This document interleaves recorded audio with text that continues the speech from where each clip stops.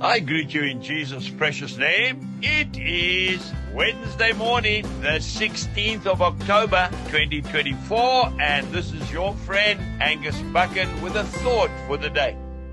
We go straight to the first book of Corinthians, chapter 10, verse 12.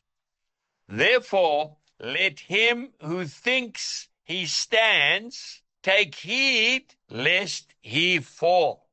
We've got to be so careful how we are standing. You know, Jesus said that harlots, prostitutes, and tax collectors, thieves, will enter in first before the religious churchgoers who started so well but finished so poorly.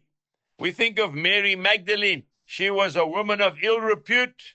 Jesus drove 7 demons out of her, and yet she became his most faithful handmaiden. Zacchaeus, chief of all tax collectors, an absolute rogue, yet when he met with the king, his life was changed instantly forever. Early this morning, I was reading the account that Jesus told the people. He said, what do you think? A man had 2 sons, and he came to the first one and said, son, go and work today in my vineyard. He answered and said, I will not. But afterwards, he regretted what he said, and he went. Then he came to the second son, likewise, and he answered and said, I go, sir. But he did not go. Which of the 2 did the will of his father? And they said to him, the first. You can find that in Matthew chapter 21, reading from 28. You know, folks, I remember as a brand new Christian, I think I'd known the Lord for 3 months. I was so on fire for God. What do they say? You need to lock a new Christian up for 6 months because he's like a bull in a china shop.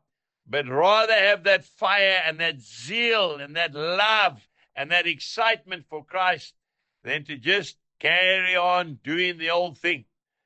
I had the privilege of preaching in our little church in Greytown for the first time ever. I was so excited. I was in a cold sweat.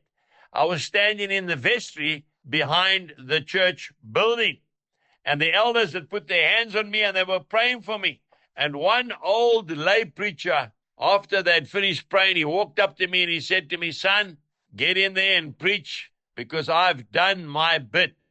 You know, as a brand new Christian, 3 months old in the Lord, I couldn't understand what he was saying.